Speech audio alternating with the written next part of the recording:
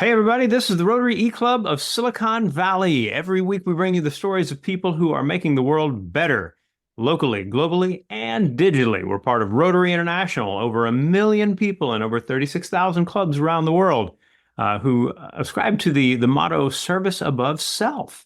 Our particular club, the Rotary E-Club of Silicon Valley, has a special interest in innovation, entrepreneurship, and education, and we love to see clever ways that things can be done in order to make people all the more prosperous, happy, healthy, productive. And in that vein, we've got a speaker for you today who's done something quite clever. I'm excited to tell you about Ernie. Ernie Rodriguez is a photographer and a park ranger on Catalina Island in Southern California.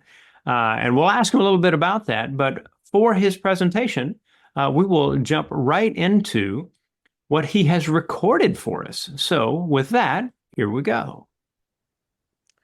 Imagine walking into a classroom and you are under a tree.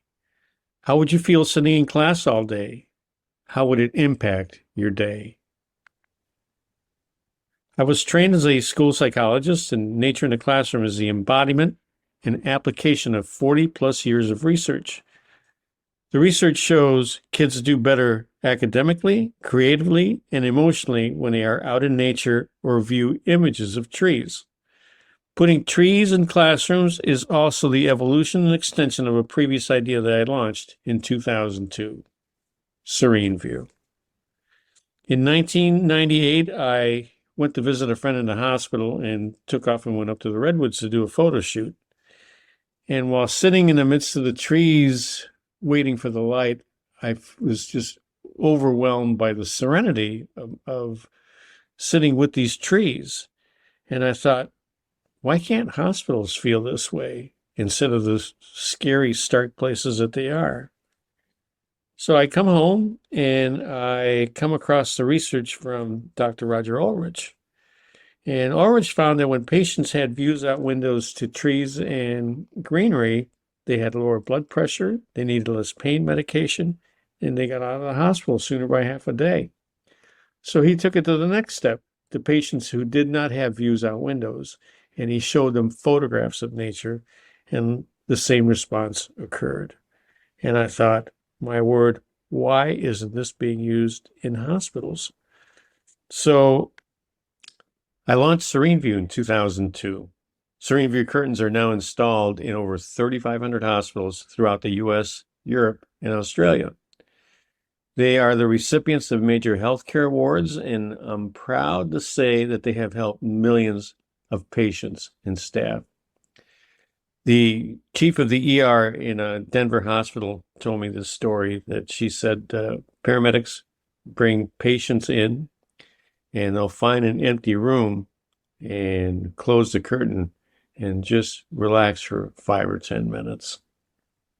This is Asia's story, which illustrates our deep instinctual connection to nature and images of nature. She has severe autism, which was due to her mother having scarlet fever when she was in the womb. Asia speaks in grunts and hisses, but she's pretty sharp. So her father had to take her to the emergency room because she had this major meltdown. And they brought her into the ER and they put her in a room, closed the curtain behind her. And when she saw the curtain, it calmed her instantly. And the father was so blown away that he went and looked at the label and tracked us down and said, "Hey, can I have this at my house?"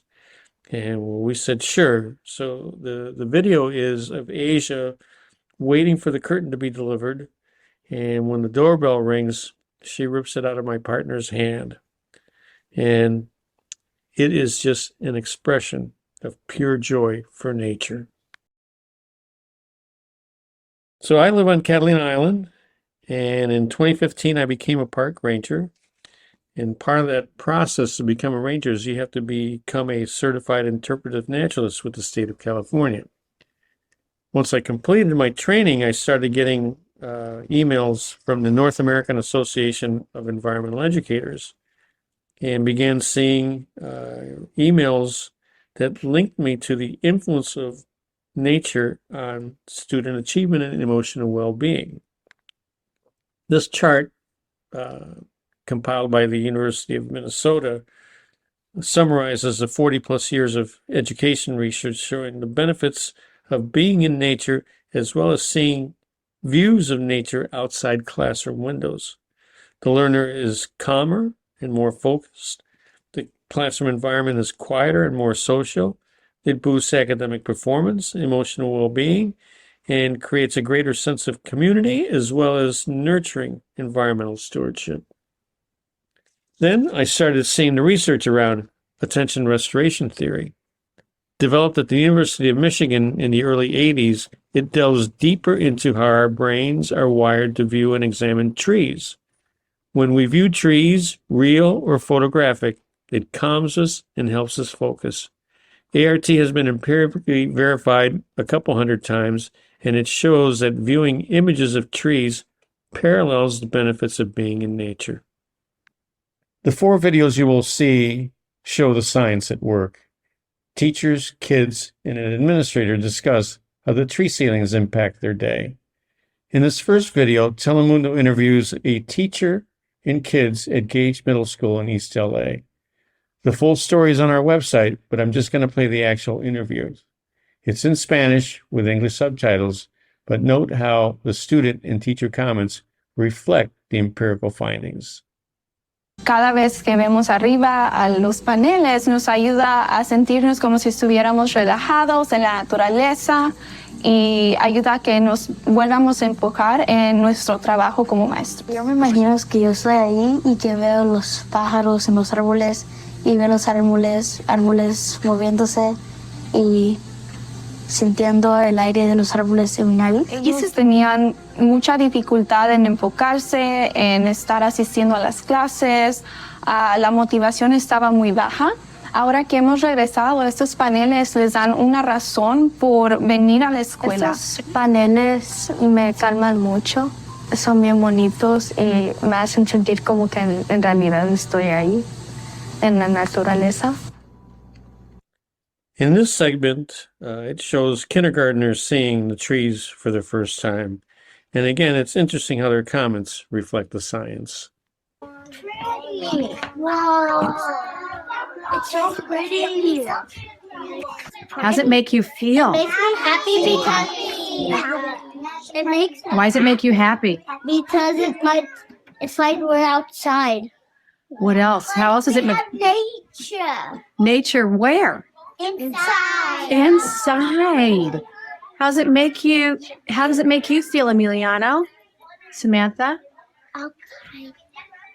Logan Ernest is a 5th grade teacher at Taft Elementary in Santa Ana, and he will give us a tour of his classroom and how the trees have transformed his windowless room. Hello, my name is Logan Ernest. I'm a elementary school teacher here at Taft Elementary. And I'd like to talk to you a little bit about the transformation my classroom underwent after I had this added. Let's take a look at that. It's humongous, right? So after this happened, the students became very, very excited about having more natural elements in the classroom. So it kind of transformed everything into this more plant-based tropical theme, and it was something that they found really engaging and interesting and exciting. And it all led to them feeling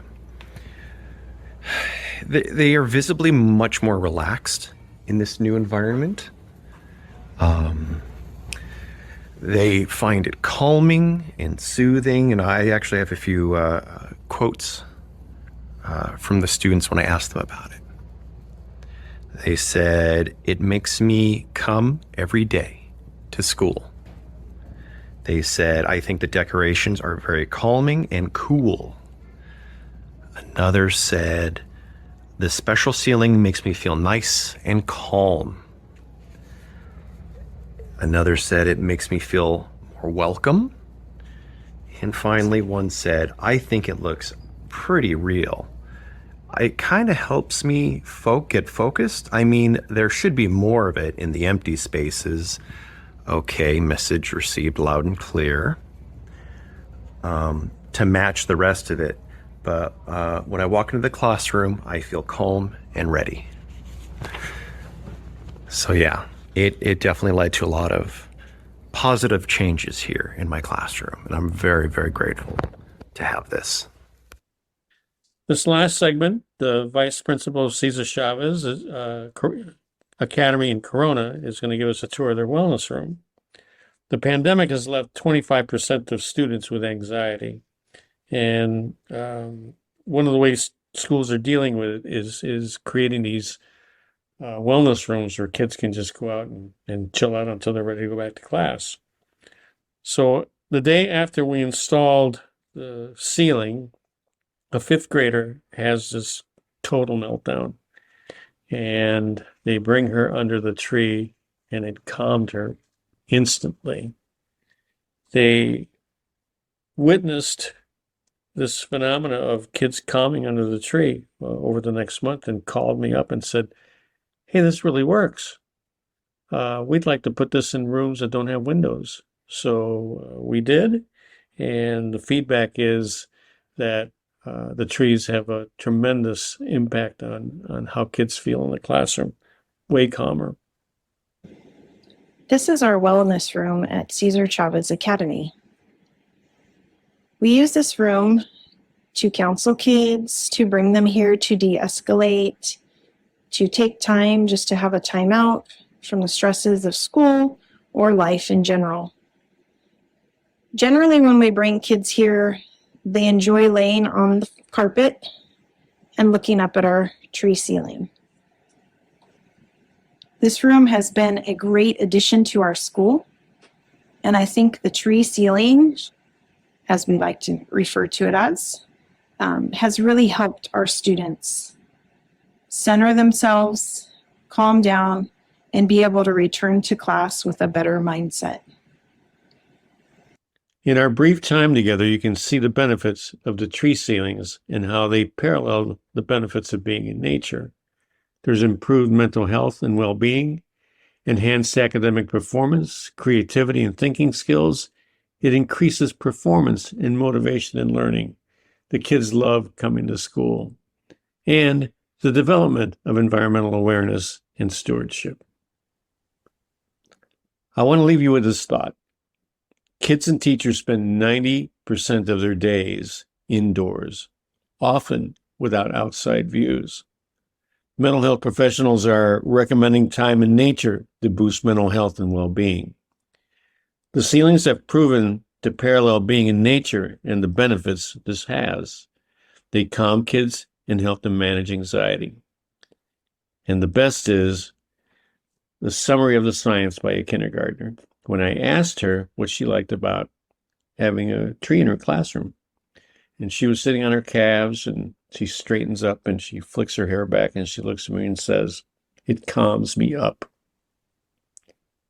Thank you so much for having me. All right, Ernie. Good stuff. Thank you very much for going to the trouble of putting that together. I'm going to introduce the other people on the recording, and then we'll jump into the Q&A. So when I call your name, wave at the camera. Our treasurer, actually coming all the way from Italy, Cecilia Babkirk. Cecilia, good to see you. From Houston, Texas, Rory Olson. My name is Rushton Hurley. I'm in San Jose. And Ernie, let's talk about this a bit. First of all, Nature in the Classroom is a nonprofit. Is that right? That's correct. And can you tell us a little bit about the business model for Nature in the Classroom? Well, at this point, our getting things out has basically been word of mouth, and has been growing by people who have it. The hurdle with starting something that's never been done before is only 2% of that defined population that it's intended for is going to get what you're doing. So it really is difficult, and people can't visualize it. I mean, I've had so many principals tell me, "Oh, I didn't get this till I actually saw it." So it really it doesn't matter how much you explain it and how much you have photographs of it, people don't get it until they experience it. And it really, at this point, what we're doing is trying to just get it out, get the message out as much as we can, and get it installed in as many places as we can. I've just connected with the U.S. Forest Service, and Dr. Jeffrey Donovan his sole purpose is to conduct research on how trees influence health. And the U.S. Forest Service it wants to conduct a study with what we're doing. So I think that's really going to take us to that next level of having this being authenticated and verified scientifically by somebody like the U.S. Forest Service. Well, in terms of setting something like this in motion, what does it cost to install something like this in a classroom, in a single classroom? Well, there's two sizes that they come in, and that we've determined based on what the average classroom sizes are. And one is 12 foot by 12 foot, and that's $1,595. And a 16 foot by 16 foot is $2,795. And we used to take our donations and give ceilings away. And what I've decided to do now is to take donations and subsidize the ceilings and just sell them at cost, basically. So that seems to be going a little better, because the other way was really limiting us to how many ceilings we could install based on donations that we received. Got it. So, one of the interesting things about a business of any kind that is charting new territory, right, is that it always seems to be the confluence of a set of experiences of the founder. And so for you had experience in schools as a part of the U.S. State Department school system. You're a photographer. You're a park ranger. You've also had that experience starting Serene View. So tell us a little bit about your path as something of an entrepreneur, right? Actually, not something, as an entrepreneur. And said when you set Serene View in motion, I mean, was that the first business you'd ever started? It is, and I've always I grew up in Cuba, and my grandfather was a renowned muralist that did wall murals for the Cuban Railroad and railroad stations all around Cuba. So I grew up with paint and brushes and artwork, and that's always really what I wanted to do. And we came to the United States in October of '62, 2 days before the Cuban Missile Crisis. Unbeknownst to us, we came on vacation and we couldn't go back. So this kind of wiped out all this. It's like starting new. And when I went to college, I wanted to be an astronomer, and then switched to being a psychologist. And that's what I went through my undergrad and graduate studies for. And when I finished, I decided, well, I had the urge to travel. So I went to South America and had my first job with the U.S. State Department at a school in Colombia, and spent 2 years there, and then came back and went to Saudi Arabia for 5 years. And it was a tremendous experience because you get to meet so many people and travel and see the world. I mean, truly experience traveling the way it's meant to be. Well, nice. I mean, in a sense, you're giving these students in these classrooms the opportunity to travel, and my guess is that you saw some of this happening in your work as a park ranger, right? So, because you were a volunteer first, or did that come after the fact? Yeah, I was a volunteer first, but I went through training as an interpretive naturalist, and that's what hooked me into seeing the science of attention restoration theory. And once I saw that, it was the same epiphany with why isn't this science being used in hospitals? Why isn't this science being applied in the classrooms? And it is amazing, when we started this, I had no idea of just the volume of classrooms without windows. There's roughly 10 million kids in portable classrooms, and a lot of those don't have windows. So what does that say about, education here in this country, and how we can boost achievement and well-being? And then the pandemic comes along, and the pandemic has left 25% of kids with anxiety, and that's not going away. So teachers are left with this burden of now having to be a mental health professional in dealing with kids that are having meltdowns in classes, because they don't have the schools don't have the resources to deal with this issue. How they dealt with it, they're creating these rooms that kids can go chill out until they are ready to go back to class. And they're typically little closets somewhere that are, not very inviting. So it's amazing. The science is there and people don't pay attention to it. I mean, it's been verified to death. Well, bit of a long history of humans not seeing the obvious in front of them. So I get you there.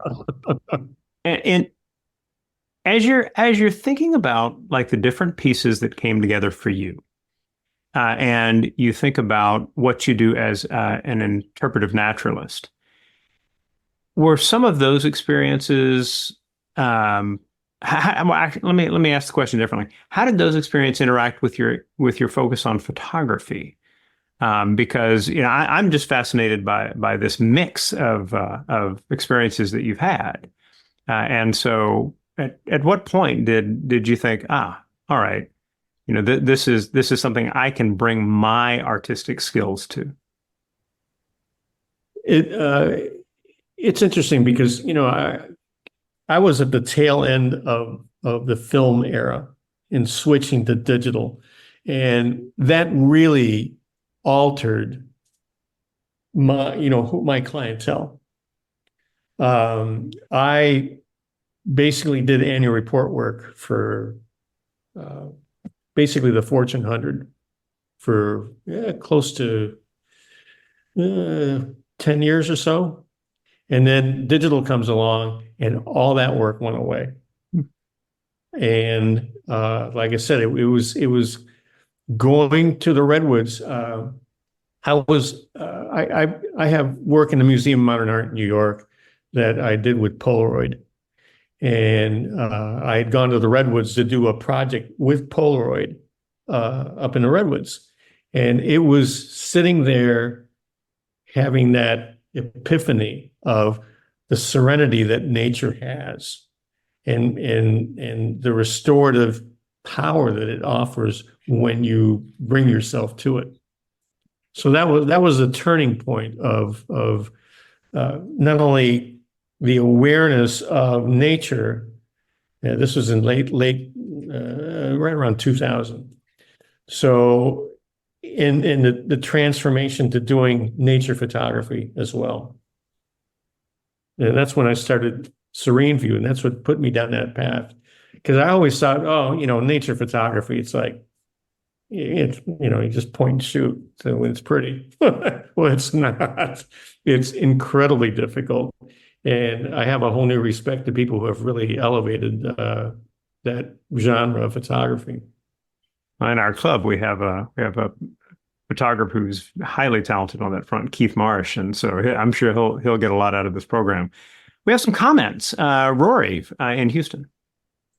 Yeah, while you were talking, I was thinking about my grade school and what my effects were, and I remembered I didn't have the problems simply because all of our classrooms, except maybe the bathrooms, had large windows, and we always wondered about that. But like when I was in 6th or 7th grade, we had firemen visiting, and they said the law in Chicago at that time was schools needed large windows, which would deal with, enough space so that if there was a fire, God forbid, the firemen could knock out the glass and get the students and the teachers down on the ladders.